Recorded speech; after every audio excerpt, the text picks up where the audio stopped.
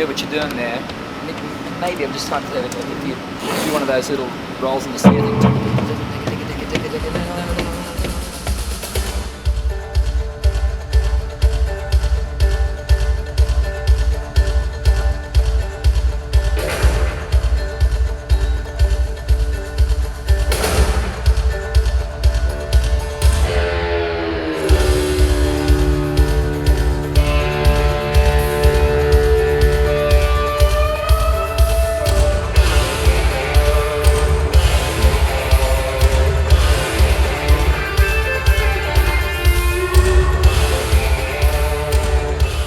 Chris, now that we've checked out some of his guitars, why don't you walk us through his signal chain, starting with his foot controller here. Okay.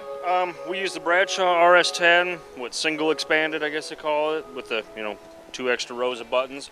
He'll have one out at his mic position, then I have one, kind of a bailout thing. I'll preset the songs. On this tour, I've started doing a lot more switching for him, just because there's several remote mic positions for him, so he just obviously just can't get to the button. Pretty standard fare. Then I've got my expression pedal that I can blend the delays in and out. Same as what he has up there. The only thing he's got that I don't have, he has a volume pedal and a wah pedal on his board, and I do not.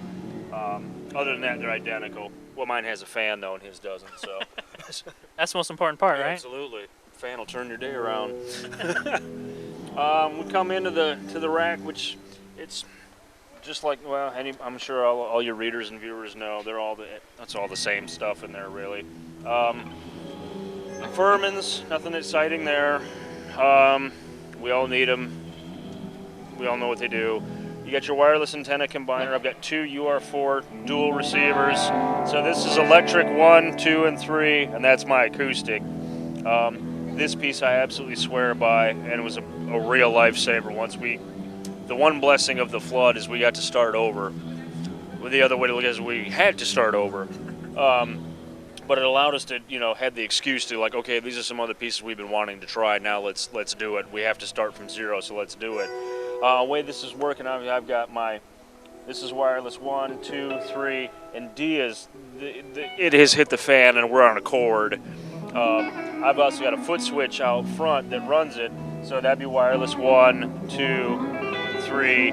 Now we're on the cord, and then at one time we were running the amps in a different configuration, and you can send it out to different, I think it's 6 different outputs, 4 mono, and 3 and 4 can be run as stereo.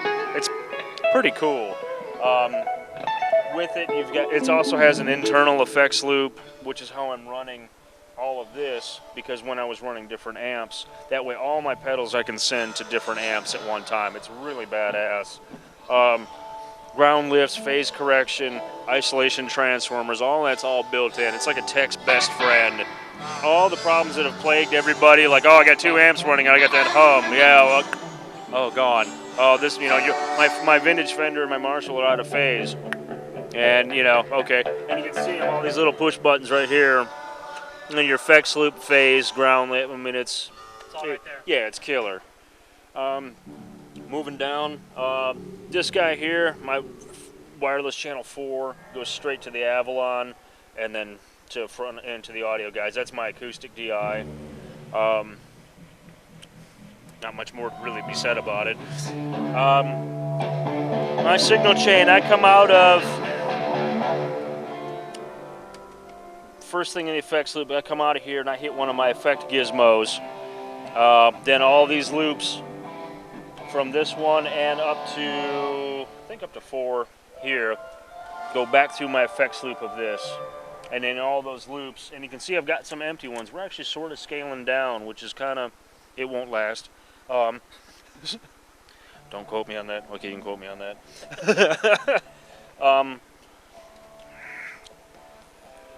Yeah, I've got 4 different compressors, and we actually use all 4. Not only are they different tones or different levels, but they're just all different flavors. I mean, if you have, is there a bad flavor of ice cream? No.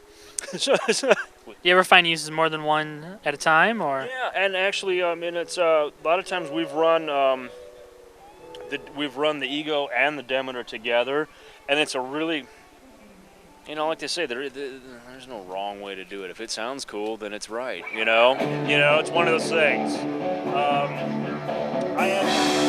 This one is one of the pedals that has never come out once we put it in the rack. It just hasn't. So it's a great. This one's been a mainstay. That one came in this year. Here we flip-flop. This is a little brighter, a little bit. This is a little bit more warmer. It's just different. It's kind of like listening to an old tape machine versus a CD or something. But this one you can jack it around and make it sound warm. So we said I'm different. You know, this sounds like an old Dan Armstrong orange squeezer. It's basically what it is. It's really, really distinct. It sounds like a compressor, you know. And then we got this gets used for a couple of numbers, and you can see the setting's pretty extreme on it. But it's a couple songs that's really light and just finger picking it as opposed to strumming it with a pick.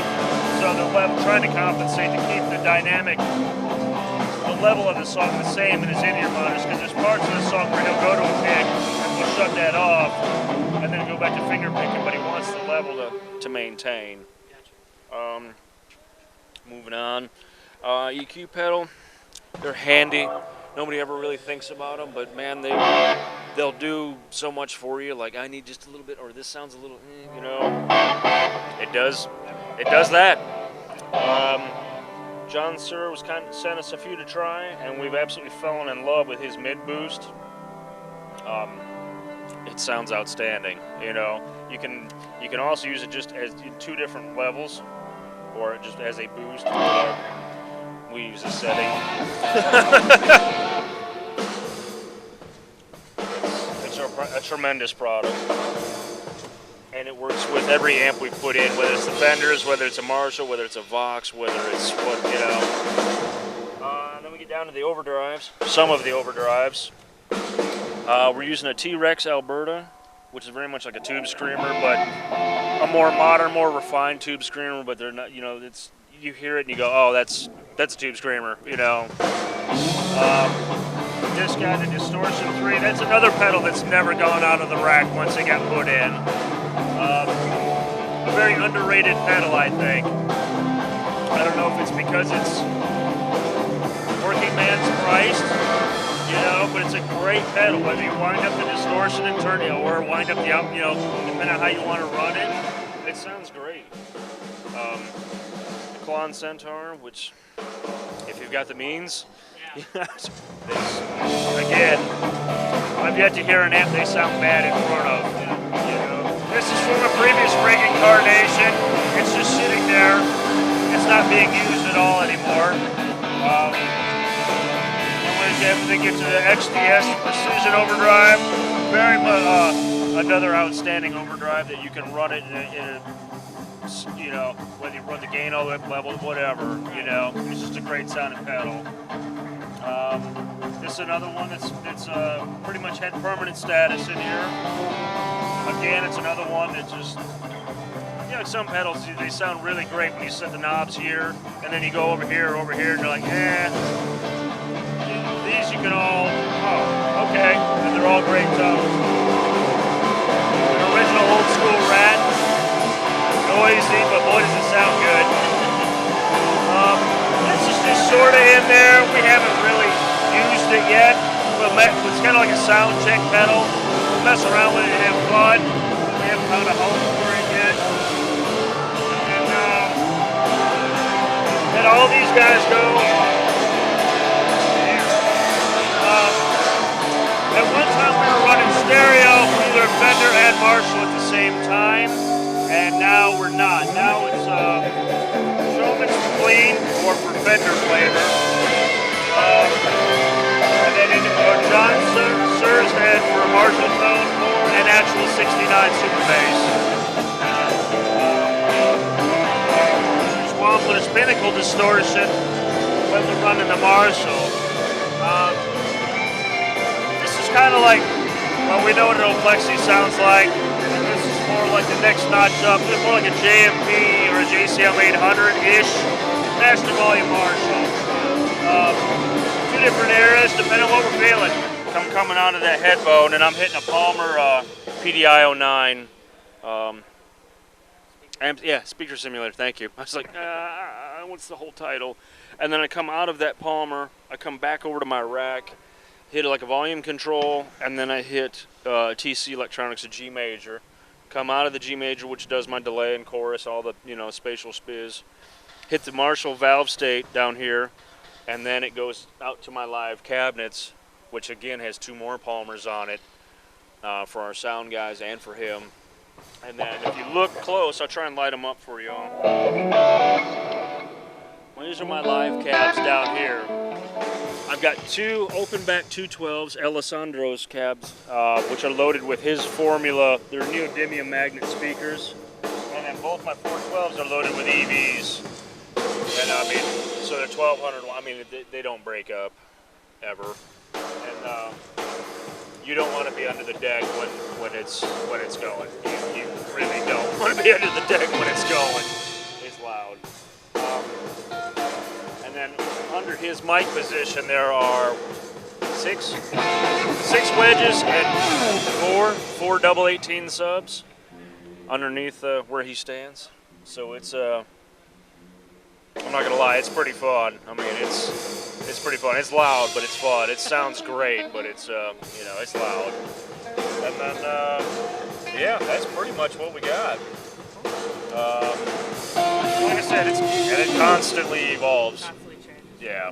So, which is great. I mean, I've gotten to play through some ridiculous gear that original Tweed Twins, AC30s, a Dumble, a train wreck. I mean, it's like, you name it, Does he ever bring the Dumble and train wreck on the road? We did for a while. We probably will again. Originally, this box was created, when this box was made, this is how much we evolved. It was set up, I spaced it this way for safety's sake, but the original plan was train wreck, Dumble, Sir, Trainwreck, Dumble, Sir, and Sir. That was the original plan. And before the box was actually delivered, that plan was out.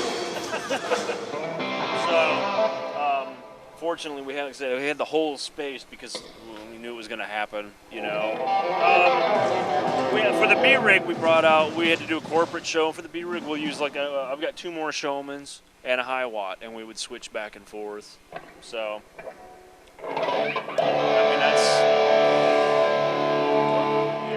All right, Chris, well, thank you so much for taking the time to show us through Keith's rig. Thanks a lot. I hope I answered some questions and not just confused all the more.